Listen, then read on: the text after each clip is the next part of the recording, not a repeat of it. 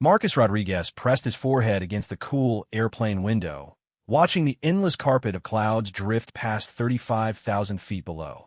The commercial airliner hummed steadily through the afternoon sky, carrying its cargo of passengers from San Diego to Norfolk. Most travelers around him were absorbed in their phones, tablets, or quiet conversations, but Marcus sat in complete silence, his weathered hands folded in his lap. The 42-year-old former Navy SEAL hadn't spoken a word since boarding 3 hours ago. The flight attendant had offered him drinks, snacks, and a warm smile, but Marcus had only nodded politely and returned to staring out the window. His reflection looked back at him, graying temples, deep lines around dark eyes that had seen too much, and a jaw that remained perpetually clenched even in moments of supposed rest. Marcus was traveling to his brother's funeral. David Rodriguez, 2 years younger, had died in a car accident 4 days earlier while driving home from his job at a construction site in Virginia Beach. The news had hit Marcus like a physical blow, leaving him hollow and struggling to process emotions he'd spent years learning to suppress. The two brothers had barely spoken in the past 3 years, not because of any major fight or bitter disagreement, but because Marcus had retreated so far into himself after his last deployment that maintaining relationships felt impossible. David had tried calling, texting, even visiting once, but Marcus had kept him at arm's length. The guilt of that distance now sat heavy in his chest like a stone. Marcus closed his eyes and tried to push away the memories that kept surfacing. David as a kid, following him around their neighborhood in East Los Angeles, wanting to do everything his big brother did. David cheering loudly from the bleachers when Marcus graduated from BUD/S training. David's proud face when Marcus earned his trident pin. David's worried expression during their last conversation, when he'd asked if Marcus was okay, and Marcus had lied and said he was fine. The truth was that Marcus hadn't been fine for a long time. After 12 years as a SEAL, including multiple deployments to Afghanistan and Iraq, he left the Navy 3 years ago carrying invisible wounds that refused to heal. The nightmares came regularly. Loud noises made him flinch. Crowds made him anxious. He'd isolated himself in a small apartment in San Diego, taking odd security jobs and trying to convince himself that solitude was what he needed. His teammates from his old unit had tried to stay in touch, but Marcus had gradually cut those ties too. It was easier to be alone than to pretend everything was normal when it clearly wasn't. Easier to avoid the concerned questions and offers of help that he wasn't ready to accept. The passenger in the seat next to him, a middle-aged businessman in a wrinkled suit, glanced over occasionally with mild curiosity. Marcus's military bearing was still evident even in civilian clothes. The straight posture, the alertness in his eyes, the way he automatically scanned his surroundings. But the businessman seemed to sense something else too, a sadness or distance that kept him from attempting conversation. Marcus pulled out his phone and scrolled through the text messages David had sent over the past year. Messages that Marcus had read but rarely answered. "Hey bro, how are you doing? Thinking about you. Call me when you get a chance. Mom's worried about you. We love you, man." Each message was a reminder of opportunities missed, of a brother who had kept reaching out even when Marcus had stopped reaching back. David had been patient, understanding, never pushing too hard, but never giving up either. And now he was gone, and Marcus would never get the chance to explain why he'd been so distant, or to thank David for not giving up on him. The plane hit a patch of turbulence, jolting Marcus from his thoughts. Around him, passengers shifted uncomfortably, and a few nervous laughs broke out. Marcus remained perfectly still, his body automatically adjusting to the aircraft's movement with the practiced ease of someone who'd flown in far more dangerous conditions. He thought about the last time he'd seen David alive, 8 months ago, when her mother had convinced both sons to come home for her birthday. The gathering had been awkward, with Marcus speaking only when directly addressed, and leaving as soon as it was polite to do so. David had walked him to his car that night. "I know you're hurting," David had said, leaning against the driver's door.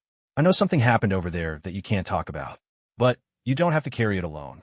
Marcus had looked at his younger brother, still protective, still caring, still believing that love could fix anything, and had felt an overwhelming urge to break down and tell him everything. About the mission that went wrong, about the decisions that haunted him, about the weight of command and the cost of survival. Instead, he'd simply said, "I'm handling it," and driven away. Now, staring out the clouds, Marcus wondered if he'd ever really been handling anything at all. Maybe David had been right. Maybe isolation wasn't healing. Maybe it was just another form of hiding. The flight attendant's voice came over the intercom, announcing their descent into Norfolk International Airport. Marcus checked his watch. They were on schedule to land in about 45 minutes.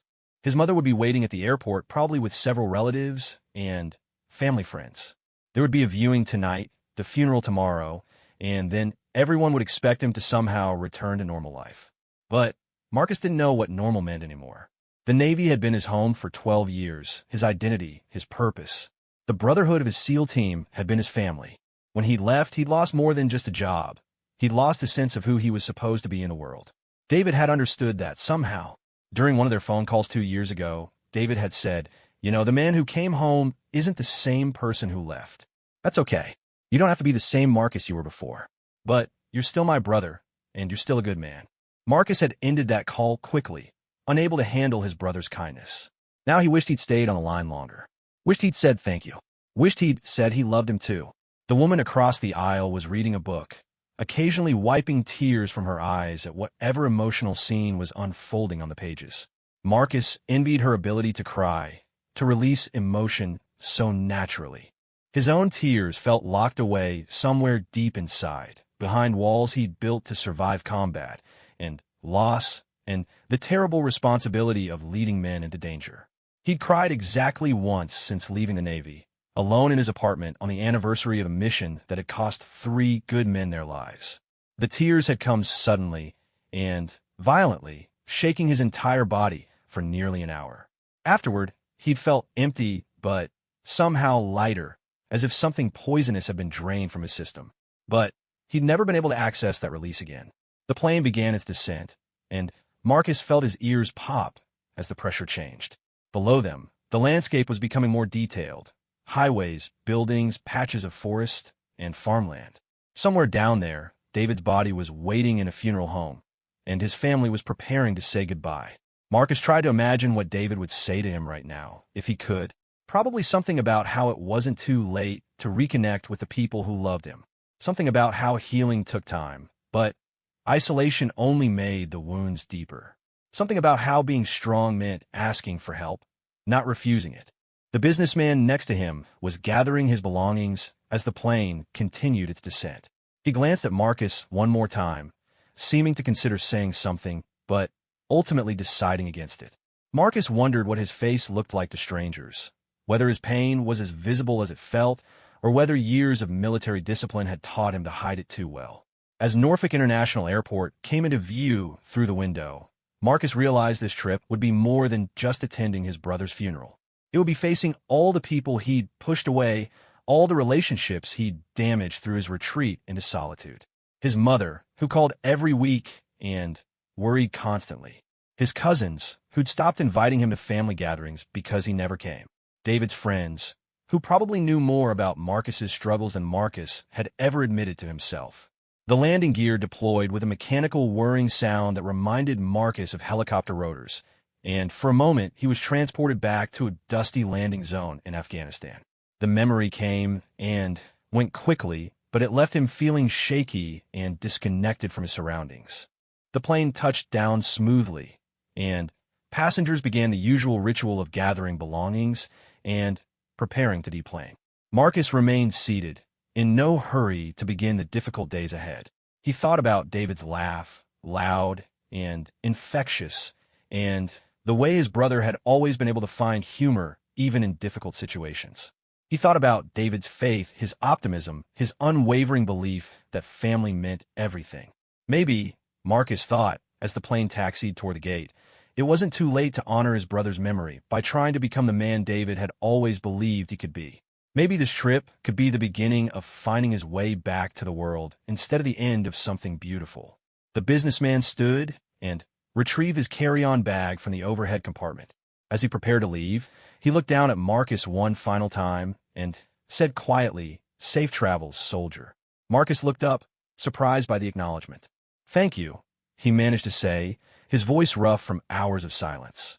It was the first time he'd spoken aloud since boarding the plane, and somehow it felt like a small step toward rejoining the conversation he'd walked away from 3 years ago. Marcus walked through the Norfolk International Airport terminal, his military duffel bag slung over one shoulder, moving through the crowd with the automatic awareness that never left him. Even in grief, even exhausted from travel and emotion, his eyes tracked exits, noted potential threats, assessed the people around him. It was a habit that had kept him alive overseas, but made civilian life feel like a constant state of hypervigilance. His mother, Elena Rodriguez, spotted him before he saw her. She was smaller than he remembered, her black hair now streaked with silver, but her embrace was still fierce and warm. She wrapped her arms around his waist and held him tight, and for a moment Marcus allowed himself to accept the comfort. "Mijo," she whispered against his chest, using the Spanish endearment from his childhood. "I'm so glad you're here." Marcus looked over her head and saw the group that had come with her to the airport. His uncle Carlos, David's best friend Tommy, two cousins he hadn't spoken to in years, and David's girlfriend Sarah, whom Marcus had met only once. They all wore the careful expressions of people trying to gauge his mood, uncertain how to approach someone who had become a stranger to his own family. "How was the flight?" Elena asked as they walked toward baggage claim, her arms still linked through his. "Fine," Marcus answered, the same generic response he'd been giving to questions for years. He saw the flash of disappointment in her eyes and immediately regretted it. "Long," he added, try to offer something more. "But fine." Sarah fell in a step beside them. She was young, maybe 28, with kind eyes and the sort of easy smile that David had always been drawn to. Marcus realized with a pang that he knew almost nothing about his brother's relationship with her. They'd been together for 2 years, but Marcus had never asked David about her, never shown interest in this woman who had clearly meant so much to his brother. "David talked about you all the time," Sarah said quietly. "He was so proud of you. He kept a picture of you in your dress blues on his dresser." Marcus didn't know how to respond to that. Pride seemed like the wrong emotion for someone to feel about him these days. He'd been living like a ghost for 3 years, contributing nothing to his family or community, taking up space and little else. What was there to be proud of? They collected his single bag from the carousel and walked toward the parking garage. The group moved around him with an odd choreography, giving him space but staying close, as if they were afraid he might disappear again if they weren't careful. Marcus supposed he'd earned that caution through years of avoiding them. The drive to his childhood neighborhood took 45 minutes through evening traffic. Marcus sat in the passenger seat of his uncle's truck, watching familiar landmarks pass by. The strip mall where he and David had bought comic books as kids. The park where they played baseball until dark every summer. The high school where Marcus had been a wrestling star and David had played trumpet in the marching band. Every memory felt sharp now, painful in its clarity. Marcus remembered teaching David how to throw a proper punch when they were 11 and 9. He remembered helping David with algebra homework when Marcus was home on leave. He remembered David's excitement when Marcus had called to tell him about completing Hell Week during SEAL training. "He kept all your letters," Elena said from the back seat, as if reading his thoughts. "Every single one you sent from overseas. He read them to me sometimes, the parts that weren't classified. He was so worried about you." Marcus closed his eyes. He'd been careless with those letters, writing them quickly between missions, never thinking about how much weight his family was placing on every word. He told them he was safe when he wasn't, that he was fine when he wasn't, that they shouldn't worry when worry was exactly what the situation called for. The house looked exactly the same as he remembered, a small bungalow with a well-maintained yard, and his mother's rose bushes blooming along the front porch. David's pickup truck was still parked in the driveway, covered with construction dust, as if he might walk out the front door at any moment to drive to work. Inside, the house smelled like his childhood, his mother's cooking, old wood, and the vanilla candles she'd burned in the evening. But there were new things too. Framed photographs of David and Sarah, David's work boots by the front door, a shelf full of the crime novels David had loved to read. Extended family and friends had gathered for an informal viewing before the official services tomorrow. The living room was full of people Marcus hadn't seen in years, all of whom approached him with careful hugs and gentle words. He accepted their condolences with nods and brief thanks, feeling increasingly overwhelmed by the social demands of grief. Mrs. Patterson from next door remembered teaching both boys how to make tamales when they were young. David's high school friend Miguel talked about their football memories. Sarah's sister shared a story about David building a bookshelf for their apartment.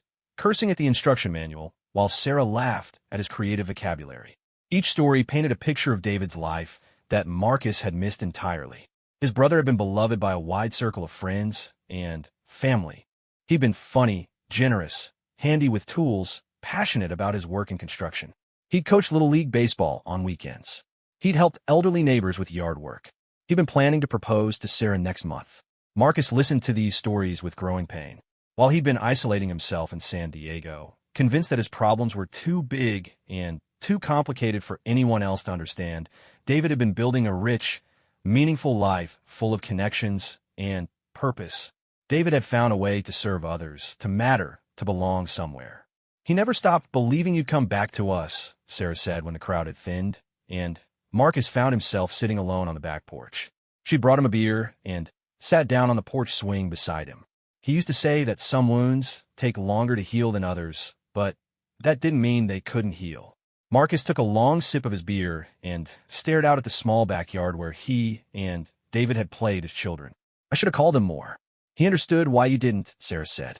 He did a lot of reading about PTSD and combat trauma after you came home. He wanted to understand what you were going through so he could help better. The revelation hit Marcus like a physical blow. David had been educating himself, trying to find ways to reach his older brother, while Marcus had been pushing everyone away and telling himself it was for their own good. The irony was devastating. Marcus had isolated himself to protect his family from his problems, while his family had been desperately trying to learn how to help him with those same problems. I thought I was protecting him, Marcus said quietly. Protecting all of them. I thought my problems were too heavy to share. David knew you thought that, Sarah said. He used to say that's exactly why you needed him, to keep reaching out. Because trauma tells you that you're alone, but love tells you that you're not. They sat in comfortable silence for a while, listening to the sounds of the neighborhood settling into evening. Children playing in nearby yards, dogs barking, cars pulling into driveways as people came home from work. Normal sounds of normal lives that Marcus had forgotten how to be part of. What was he like? Marcus asked eventually. What was he really like these past few years? I feel like I missed everything important. Sarah smiled, and Marcus could see why David had loved her. He was exactly like you'd expect David to be. Stubborn and funny and incredibly loyal. He worked too hard and laughed too loud and cared too much about everyone around him. He was building a life he was proud of. She pulled out her phone and showed Marcus pictures. David at a construction site, covered in dust, but grinning broadly. David and Sarah at a baseball game, his arm around her shoulders. David surrounded by the kids he coached, all of them wearing matching team shirts. David at last Christmas, opening a gift from their mother and laughing at something someone had said. In every picture, David looked genuinely happy. Not the forced happiness of someone trying to convince others they were fine, but the real contentment of someone who had found his place in the world. Marcus felt a deep stab of envy mixed with pride. His little brother had figured out something that Marcus was still struggling to understand. How to build meaning from the pieces of a life. He worried about you every single day, Sarah continued. But he also had faith that you'd find your way back. He used to say that you were the strongest person he knew, and that when you were ready to heal, nothing would be able to stop you. Marcus felt his chest tighten. I'm not strong. I haven't been strong in years. He didn't think strength meant not being hurt, Sarah said. He thought it meant surviving the hurt and still choosing to love people. He thought it meant asking for help when you needed it. He thought it meant keeping going even when everything felt impossible. By that definition, Marcus realized David had been the stronger brother all along. David had faced their father's death when they were teenagers, had struggled through college while working full-time, had dealt with relationship problems and job stress and all the normal challenges of adult life. But David had always reached out when he was struggling. He'd always maintained his connections. He'd always chosen community over isolation. The back door opened, and Elena appeared with a plate of food. You need to eat something, Mijo, she said, settling into a lawn chair across from them. You're too skinny. Marcus accepted the plate of rice and beans and his mother's famous pork shoulder, realizing he hadn't eaten anything substantial since hearing about David's death. The food tasted like home, like safety, like all the family dinners he'd skipped over the past 3 years. David came for dinner every Sunday, Elena said. He always made me cook extra, just in case he decided to surprise us and show up. I haven't had the heart to tell him that you weren't coming. The image of David setting a place for his absent brother every week was almost too much to bear. Marcus had to set down his fork and take several deep breaths to keep from breaking down completely. "I wanted to come," he said finally. "I just couldn't figure out how." "The door was always open," Elena said gently. "It still is." As the evening wore on and the last visitors left, Marcus helped clean up the dishes and put away folding chairs. It felt strange to be useful, to be part of the family machinery again after so long as an outsider. His hands remembered the rhythms of his mother's kitchen, the way she organized her cabinets, the particular way she liked her glasses arranged in the dishwasher. When the house was quiet and Elena had gone to bed, Marcus sat alone in the living room looking at the photographs that covered every available surface. Pictures of him and David as children, as teenagers, as young men. Pictures of David's recent life, the life Marcus had missed. Pictures of their father, who had died when Marcus was 22 and David was 20, gone too soon from a heart attack that no one had seen coming. Marcus picked up a framed photo from David's recent birthday party. His brother was surrounded by friends, his arm around Sarah, his face bright with laughter. In the background, Marcus could see his mother and uncle, several family friends, David's coworkers. A whole community of people who loved him and would miss him.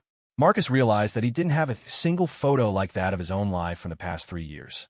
No birthday parties, no group gatherings, no moments of celebration or connection. He'd been so focused on protecting himself from further pain that he'd forgotten how to create joy. But looking at David's face in the photograph, Marcus felt something shift inside him. His brother had lived with the same family history of loss, the same awareness that life was fragile and could change in an instant. But instead of retreating from that knowledge, David had used it as motivation to love more deeply, connect more fully, matter more completely. Maybe that was David's final gift to him. Not just the reminder of what he'd lost through isolation, but the example of what he could still gain through connection. Maybe it wasn't too late to honor his brother's memory by learning to live the way David had lived, with open hands and an open heart, willing to risk hurt for the chance at healing. Marcus woke before dawn in his childhood bedroom, disoriented for a moment by the familiar surroundings. The room looked exactly as he'd left it when he enlisted 18 years ago. Wrestling trophies on the dresser, a faded Navy recruitment poster on the wall, textbooks from his community college days still stacked on the desk. His mother had preserved it like a shrine, waiting for his return. He lay in a narrow bed, listening to the house wake up around him. His mother moving quietly in the kitchen, probably making coffee and planning the day ahead. Cars starting in driveways as neighbors began their morning routines. Birds singing outside the window that faced the backyard oak tree he and David used to climb. Today was the funeral. In 6 hours, they would bury his little brother, and Marcus would have to find a way to say goodbye to the person who had loved him most unconditionally in the world. Marcus showered and put on his dress blues, the same uniform he'd worn to receive commendations and attend military ceremonies.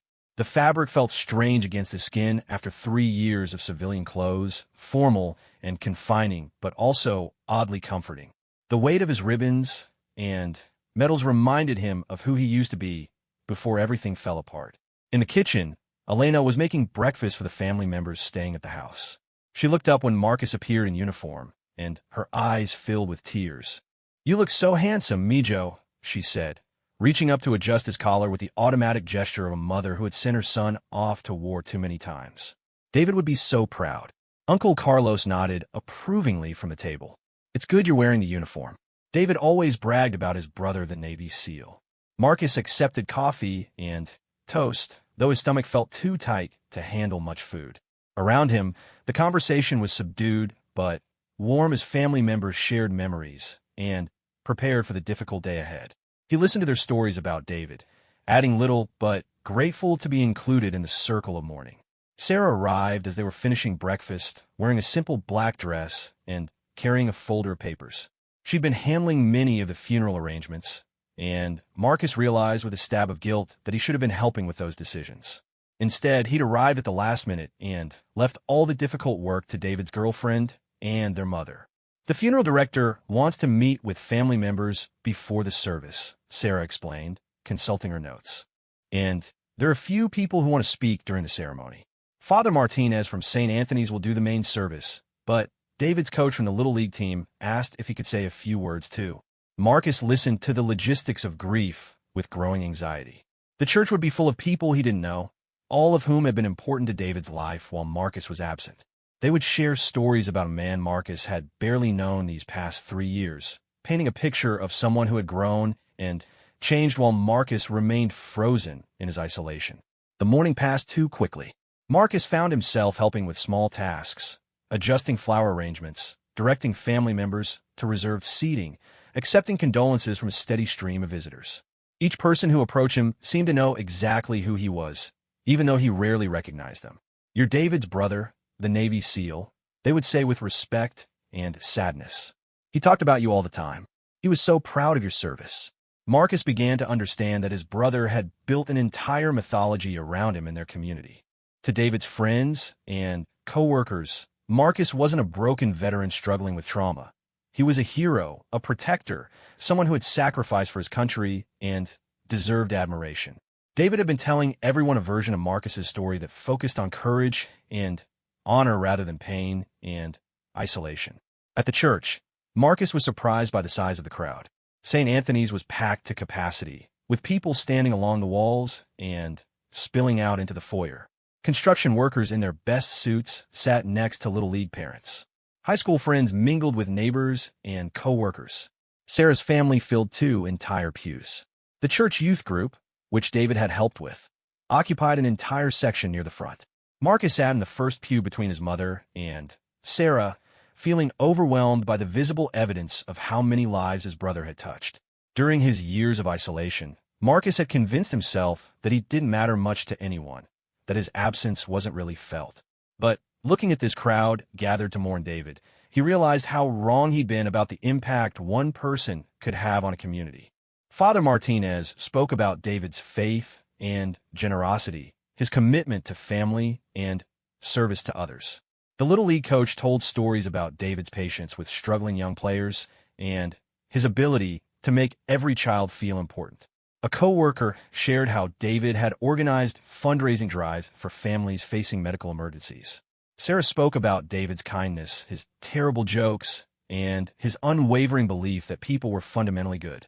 Each speaker painted the same picture: a man who had chosen to engage fully with the world around him, who had built meaningful relationships and contributed something valuable to his community. Marcus felt both proud of his brother and ashamed of his own contrasting choices over the past 3 years. When Father Martinez asked if anyone else wanted to share memories, Marcus felt Sarah's hand squeeze his arm encouragingly. Around him, family members looked at him expectantly. The entire church seemed to be waiting for him to stand up and speak about his brother. But Marcus couldn't move. The words he wanted to say felt too big and complicated for a funeral service. How could he explain 3 years of missed opportunities? How could he capture the complexity of loving someone while simultaneously pushing them away? How could he honor David's memory when he'd failed so completely to honor their relationship while David was alive? Instead, Marcus remained seated and let the service continue without his contribution. He saw the disappointment in his mother's eyes and the gentle understanding in Sarah's, but he couldn't force himself to speak in front of all these people who had known David better than he had. During the burial at the cemetery, Marcus stood at military attention beside the grave as they lowered his brother into the ground. The honor guard from the local VFW post had offered to provide military honors, thinking David had served, but the family had explained that David had been a civilian. Instead, they had a simple ceremony with prayers and flowers and tears. Marcus watched his mother cry and felt his own emotions locked behind a wall he couldn't break through. He wanted to weep for his brother, for their lost relationship, for all the conversations they would never have. But the tears wouldn't come, and he stood rigid and silent while everyone around him grieved openly. After the burial, family and friends gathered at the church hall for a meal and more storytelling. Marcus forced himself to circulate through the crowd, accepting condolences and listening to more memories of David. He was struck by how many people mentioned that David had talked about him, had worried about him, had hoped he would come around for family events. David always said his brother was going through a rough patch, but that he'd be okay eventually, said one of David's co-workers. He had complete faith in you. He kept hoping you'd surprise him by showing up for Sunday dinner, added a neighbor. He used to joke that he was going to kidnap you from California and drag you home. Each comment reinforced the picture of a brother who had never given up hope, even when Marcus had given up on himself. David had maintained faith in Marcus's eventual recovery, while Marcus had been convinced that he was permanently broken. Late in the afternoon, as the gathering was winding down, a man in his 60s approached Marcus with purpose. He was tall and lean with graying hair and the bearing of someone accustomed to command. He wore a suit, but Marcus could immediately tell he was military. "Marcus Rodriguez," the man asked, extending his hand. "I'm Colonel James Mitchell, retired Marines. I served with your father in Vietnam." Marcus shook the man's hand, surprised. His father had died over 20 years ago, and Marcus had rarely met anyone from his military service. "Your brother reached out to me about 6 months ago," Colonel Mitchell continued. "He was trying to understand what you might be going through, and he wanted to talk to someone who had experience with combat trauma and coming home from war." Marcus felt his chest tighten. "David contacted you?" "We had several long conversations," the colonel said. "David was worried about you, but he was also determined to find ways to help. He asked about resources for families of veterans, about how to support someone dealing with PTSD without being pushy or overwhelming them." The revelation hit Marcus like a physical blow. While he'd been pushing David away to protect him from his problems, David had been actively seeking out ways to understand and help with those same problems. His brother hadn't just been passively hoping for Marcus's recovery. He'd been educating himself and building a support network. "He loved you very much," Colonel Mitchell said quietly, "and he had a deep understanding of what service costs, even though he never wore the uniform himself. He asked me to tell you something if I ever met you." "What?" Marcus asked, his voice rough. "He said to tell you that coming home is sometimes the hardest mission of all, but that you don't have to complete it alone. He said the brotherhood doesn't end when you take off the uniform. It just changes form." Marcus had to excuse himself and step outside the church hall, overwhelmed by the weight of his brother's love and his own failure to recognize it. Behind the building, he found a quiet spot in the parking lot and, finally, let himself feel the full impact of everything he'd lost. David had been trying to build a bridge back to him, while Marcus had been burning bridges behind him. David had been seeking to understand and help, while Marcus had been hiding and avoiding. David had maintained faith in his eventual healing, while Marcus had convinced himself that healing was impossible. Sarah found him there 20 minutes later, sitting on the tailgate of someone's pickup truck and staring at the ground. "The colonel told me what he said to you," she said, sitting down beside him. "David made me promise not to tell you about those conversations unless something happened to him. He didn't want you to feel pressured or guilty." "I wasted so much time," Marcus said quietly. "David didn't think it was wasted," Sarah replied. "He thought it was necessary. He used to say that some people need to go into the wilderness for a while before they can find their way back to civilization. He was just trying to make sure you knew the way home when you were ready to take it." Marcus looked up at her, this young woman who had loved his brother and understood him in ways that Marcus had missed entirely. "How do I live with knowing that he died, still waiting for me to come home?" "You don't have to live with that," Sarah said firmly. "Because he didn't die waiting for you to come home. He died knowing that you would come home, eventually. There's a difference." As the afternoon faded into evening and the gathering finally ended, Marcus helped his family clean up the church hall and pack away the flowers and leftover food. It felt good to be useful, to contribute something to the collective effort of caring for each other in grief. That night, alone in his childhood bedroom, Marcus made a decision that felt both terrifying and inevitable. He was going to stay in Virginia for a while, not just for a few more days, but for weeks or maybe months. He was going to try to understand who David had become in the years Marcus had missed. He was going to meet the people who had loved his brother and learn from them how to build the kind of life David had built. Most importantly, he was going to honor David's memory by accepting the help his brother had tried to give him, even if it meant admitting that he couldn't complete the mission of coming home alone. For the first time in 3 years, Marcus fell asleep thinking about the future instead of running from the past. 3 weeks after David's funeral, Marcus found himself standing in the parking lot of the Norfolk Veterans Affairs Medical Center, staring at the building and fighting the urge to get back in his rental car and drive away. He made this appointment 2 weeks ago, after Sarah had gently suggested that maybe it was time to talk to someone who understood combat trauma. The building looked exactly like every other government medical facility Marcus had seen. institutional beige walls, American flags flanked by Palmaia banners, and windows that reflected more than they revealed. He'd been avoiding places like this for 3 years, convinced that seeking help would somehow diminish him or mark him as weak in ways that mattered. But David's voice seemed to whisper in his memory. The strongest thing you can do is ask for help when you need it. Marcus walked through the automatic doors and approached the reception desk, where a middle-aged woman with kind eyes and a Virginia accent helped him navigate the check-in process. The waiting room was filled with veterans of different eras, an elderly man in a Korean War veteran cap, a woman about Marcus's age wearing an Army t-shirt, a young man who couldn't have been more than 25 with visible scars along his neck and jawline. Seeing other veterans in various stages of healing made Marcus feel less isolated in his struggle. These were people who understood what it meant to serve, to sacrifice, to carry invisible wounds that civilian society couldn't always comprehend. For the first time in years, Marcus felt like he was among his tribe. Dr. Jennifer Carter was a clinical psychologist who specialized in combat trauma and post-deployment adjustment. She was younger than Marcus had expected, probably in her late 30s, with an easy smile and the kind of direct manner that put him at ease. Her office was comfortable rather than clinical, with photos of national parks on the walls and a bookshelf filled with both professional texts and novels. "Tell me what brought you here today," Dr. Carter said after they'd settled into comfortable chairs facing each other.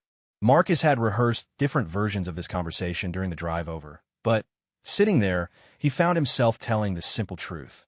"My brother died 3 weeks ago, and I realized I've been hiding from my life for the past 3 years. I think you would want me to stop hiding." Dr. Carter nodded.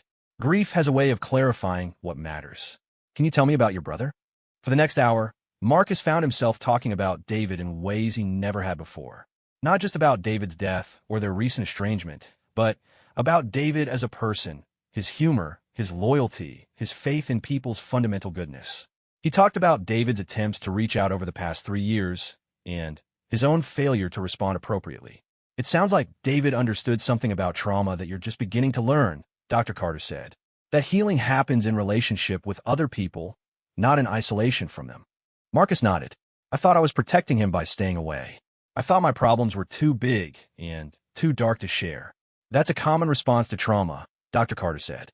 "The brain tells us to withdraw, to protect others from our pain. But isolation often makes the pain worse, not better. What David was offering you, connection, understanding, persistent love, those are actually the most effective treatments for trauma we know." They talked about Marcus's military service, his deployments, the specific incident that had triggered his current struggles.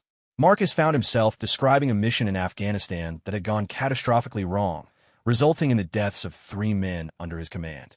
He'd never spoken about it in detail to anyone, not even during his exit interviews from Navy. Survivor's guilt is incredibly common among combat veterans, especially those in leadership positions, Dr. Carter said. The weight of responsibility for others' safety can become overwhelming. But punishing yourself indefinitely doesn't honor the men you lost. Living fully honors them. Marcus left that first appointment feeling emotionally drained, but also strangely lighter, as if he'd set down a weight he'd been carrying for so long he'd forgotten what it felt like to stand up straight. Dr. Carter had given him some reading materials and scheduled another appointment for the following week, but more importantly, she'd helped him understand that his struggle wasn't a sign of weakness or failure. It was a normal response to abnormal experiences. Over the following weeks, Marcus established a routine in Norfolk that would have been unthinkable to him a month earlier. He stayed in David's apartment, which Sarah had offered to let him use while she sorted through David's belongings. He attended therapy twice a week. He had dinner with his mother every Sunday. He began reaching out to David's friends and gradually becoming part of the community his brother had built. The Little League team David had coached was struggling without him, and the league president asked if Marcus might be willing to help out for the rest of the season. Marcus's first instinct was to decline. He knew nothing about coaching children and wasn't sure he was stable enough to be responsible for kids. But he remembered David's love for those children and decided to try. The first practice was awkward and overwhelming. 23 energetic 8- and 9-year-olds who missed their former coach and weren't sure what to make of his replacement. Marcus felt completely out of his depth until one of the kids asked if he'd ever been in the Army. "Navy," Marcus corrected. I was a Navy SEAL. The effect was immediate and magical. Suddenly, he had 23 kids hanging on his every word, asking questions about military training and whether he'd ever jumped out of airplanes. Marcus found himself telling edited stories about his service, focusing on teamwork and discipline and never giving up on your buddies. Coach David said his brother was a real-life superhero, said a girl named Emma. He said you protected people all over the world. Marcus felt his chest tighten, realizing once again how David had painted him in heroic colors for these children. But instead of feeling guilty about not living up to that image, Marcus decided to try to become worthy of it. He threw himself into coaching with the same intensity he'd once brought to military missions. He learned the kids' names and their individual strengths and challenges. He developed practice drills that emphasized fundamentals while keeping things fun. He studied coaching techniques and child psychology, determined to honor David's memory by doing right by these children. The team began to improve, not just in their baseball skills, but in their confidence and camaraderie. Marcus discovered that he had a natural ability to encourage struggling players and help them believe in themselves. Working with the kids gave him a sense of purpose he hadn't felt since leaving the Navy. Sarah became a regular presence at practices and games, initially to help with continuity, but eventually because she enjoyed watching Marcus transform from the distant, guarded man she'd met at David's funeral into someone more open and engaged. She and Marcus began spending more time together, not romantically, but as two people united in their love for David and their commitment to honoring his memory. You're becoming who David always said you could be, Sarah told him one evening after a particularly successful game. He used to say that you just needed to remember that you were worth saving. Marcus was also reconnecting with members of his old SEAL team. Dr. Carter had encouraged him to reach out to former teammates, and Marcus discovered that several of them had struggled with similar issues after leaving the service. They formed an informal support group that met every few weeks, sharing stories and strategies for civilian adjustment. His former teammate, Jake Peterson, had started a nonprofit organization helping veterans transition to civilian careers. Another teammate, Carlos Mendoza, had become a police officer and was using his military training to work with at-risk youth. They'd all found ways to channel their military skills and values into civilian service. The mission doesn't end when you take off the uniform, Jake told him during one of their meetings. It just changes. We're still serving, just in different ways. Marcus began to see possibilities for his own future that had been invisible during his years of isolation. Maybe he could work with veterans organizations. Maybe he could continue coaching or mentoring young people. Maybe he could find a way to turn his experience with trauma into something that helped others who were struggling. Dr. Carter helped him understand that healing wasn't a destination, but an ongoing process. There would still be difficult days, still moments when the past felt overwhelming. But those moments were becoming less frequent and less paralyzing as Marcus rebuilt his connections to community and purpose. Trauma tells us that we're fundamentally alone and unsafe, Dr. Carter explained. Healing happens when we learn to trust again. Trust other people, trust ourselves, trust that the future can be different from the past. Marcus was learning to trust again, slowly and carefully, but with growing confidence. He trusted Sarah's friendship and his mother's love.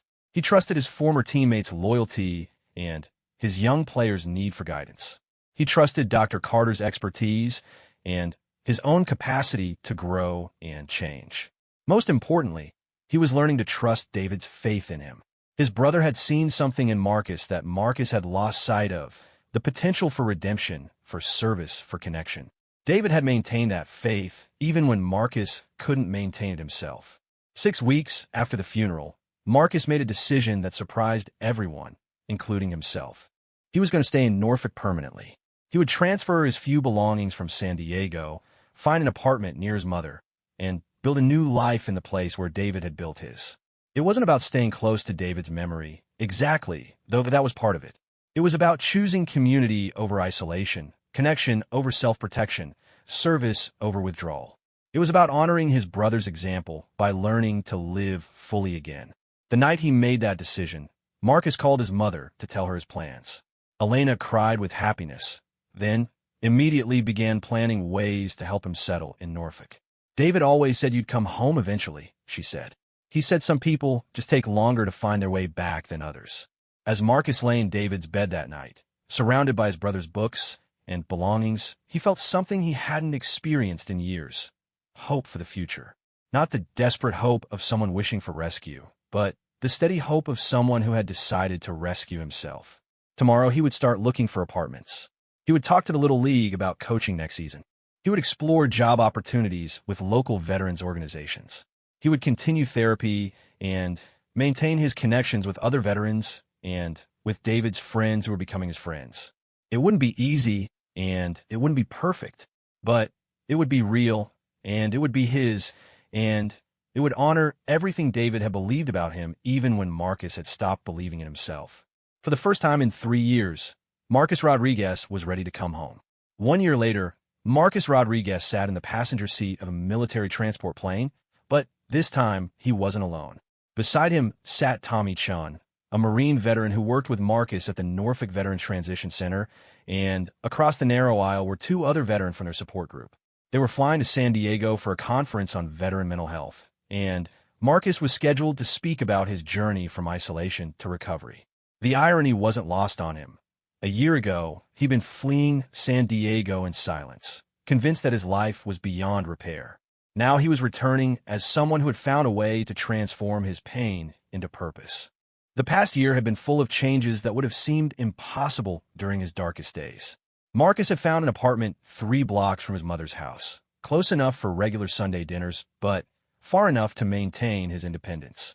He'd taken a job as a counselor at the Veteran Transition Center, working with newly discharged service members who were struggling with civilian adjustment. His days were full in ways they hadn't been since leaving the Navy. He led support groups twice a week, helped veterans navigate VA benefits and services, and coordinated with local employers to create job opportunities for former military personnel. The work was challenging and emotionally demanding, but it gave Marcus a sense of purpose that had been missing from his life for years. He'd also continued coaching David's Little League team, and they'd had a successful season that culminated in winning their division championship. At the victory celebration, Emma, the girl who had called him a superhero that first day, presented him with a trophy the team had made, a painted rock with "Best Coach Ever" written in glittery letters. Coach David would be proud, she'd said, and Marcus had to excuse himself to cry in private for the first time in months. His relationship with Dr. Carter had evolved from patient therapist to something more collaborative. She'd encouraged him to consider advanced training in peer counseling, and Marcus was taking evening classes at Old Dominion University toward a certificate in addiction and trauma counseling. He discovered that he had a natural ability to connect with other veterans, to help them see possibilities for their futures that trauma had made invisible. The airplane hit some turbulence, and Marcus felt his body automatically tense. Flying still triggered memories of combat missions, but now he had tools for managing those reactions. He practiced the breathing techniques Dr. Carter had taught him, acknowledged the anxiety without judging it, and gradually felt his body relax. Tommy noticed his reaction. "You okay?" "Yeah," Marcus said and meant it. "Just remembering some old flights." Tommy understood without further explanation. That was one of the gifts of working with other veterans, the shared language of experience that made explanation unnecessary. Tommy had done 3 deployments to Iraq and had his own collection of triggers and coping strategies. They were traveling to San Diego because Marcus had been invited to speak at the West Coast Veterans Mental Health Summit. His presentation was titled "From Isolation to Integration: A SEAL's Journey Home," and he was nervous about standing in front of hundreds of mental health professionals and fellow veterans to share his story. But Dr. Carter had convinced him that his experience could help other veterans who were struggling in silence. "Your story matters because you've been to the bottom and found your way back up," she'd said. "People need to see that recovery is possible." Marcus looked out the airplane window at the familiar landscape of Southern California and thought about all the flights he'd taken in the opposite direction, leaving for deployments, returning from missions, moving through the world with the confidence of someone who knew exactly who he was and what he was supposed to do. The man sitting in this airplane seat was different from the one who had fled San Diego a year ago. He was still a veteran, still carried scars from his service, still had difficult days when the past felt heavier than the present. But he was no longer defined primarily by his trauma or his isolation. He was defined by his connections, his service to others, his commitment to healing that extended beyond himself. His phone buzzed with a text message from Sarah. "Good luck with your presentation today. David will be so proud of what you're doing." Sarah had become one of his closest friends over the past year, someone who understood his journey because she'd witnessed both his breakdown and his rebuilding. She was dating someone new now, a teacher who worked at the same school where she taught 3rd grade. Marcus was happy for her, grateful that she'd found love again while still maintaining her connection to David's family. Another message came from his mother. "Mijo, remember to speak from your heart. People need to hear your truth." Marcus smiled, touched by his family's support for this new chapter of his life. His mother had been his biggest cheerleader as he'd slowly rebuilt himself, never pushing too hard but always available when he needed encouragement or simply a home-cooked meal and unconditional love. The plane began its descent into San Diego International Airport, and Marcus felt a complex mix of emotions.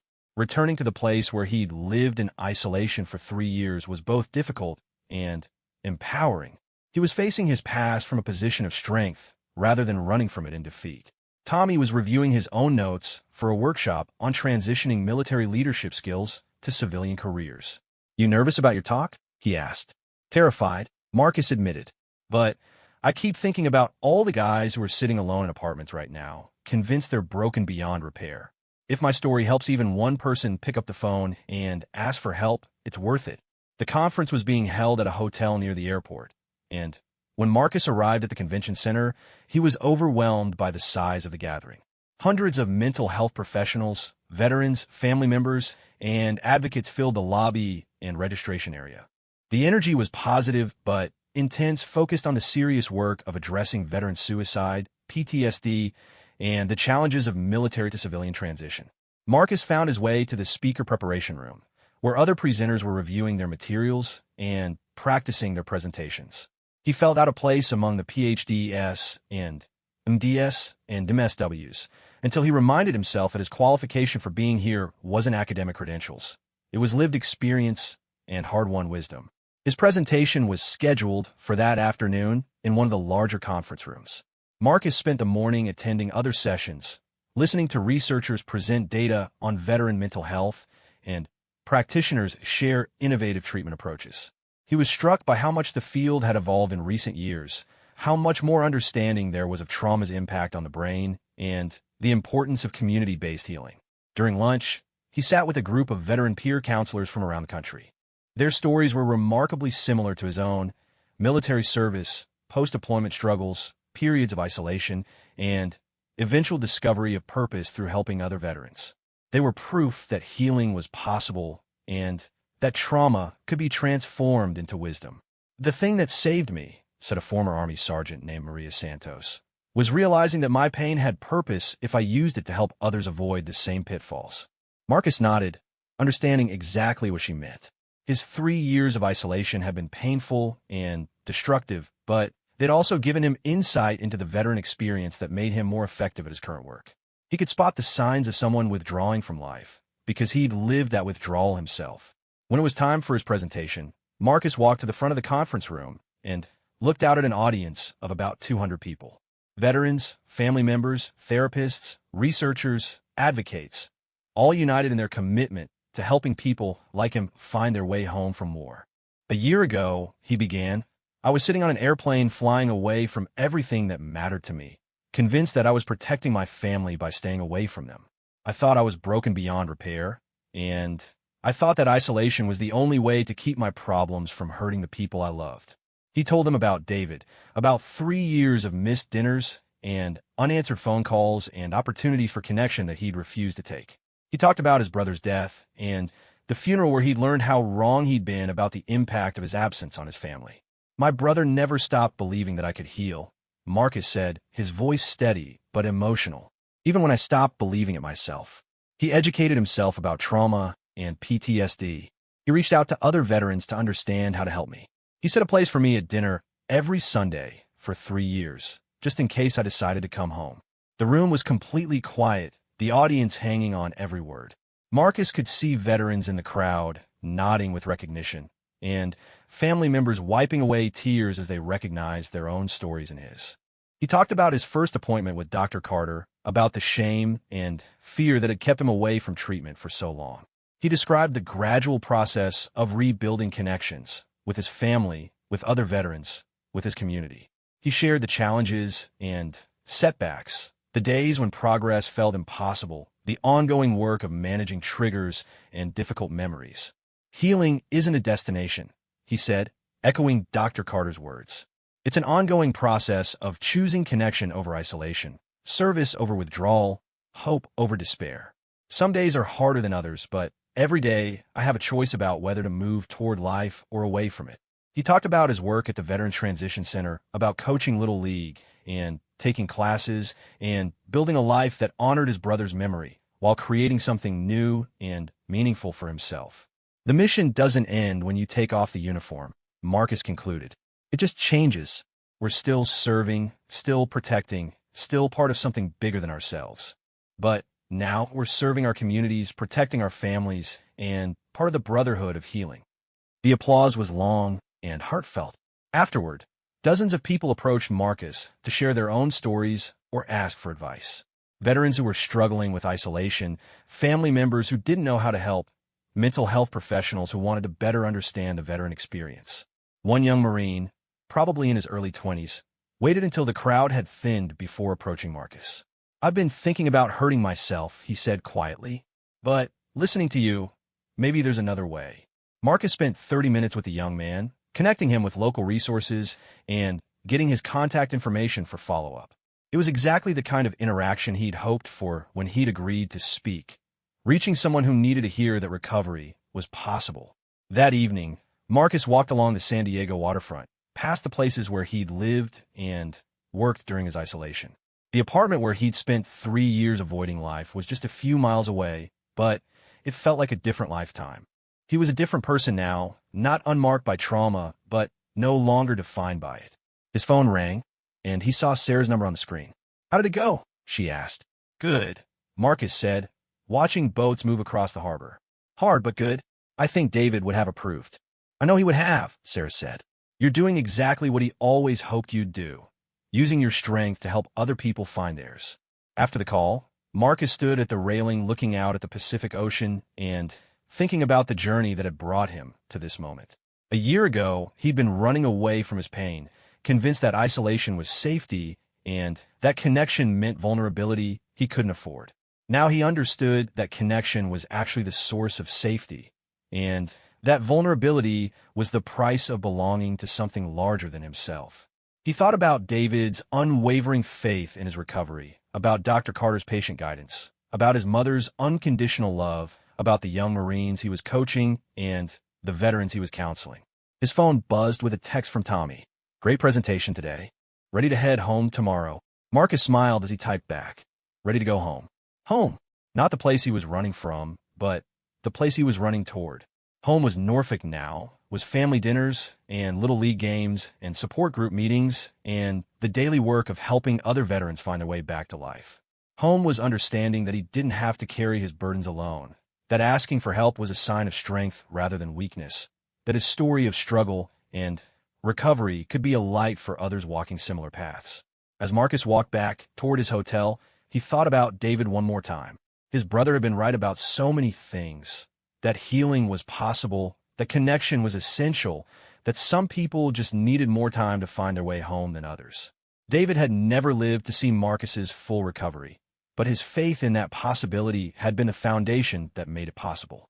Every day that Marcus chose life over isolation, connection over withdrawal, service over self-protection, he was honoring his brother's memory and validating the love that had never wavered even when Marcus had lost faith in himself. The flight home to Norfolk would be different from the silent journey that had brought him to David's funeral. This time he would be traveling with friends, returning to a life full of purpose and connection, carrying stories of hope to share with other veterans who needed to hear them.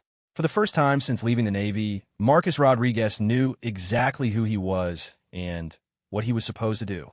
He was a brother, a son, a coach, a counselor, a veteran who had found his way home.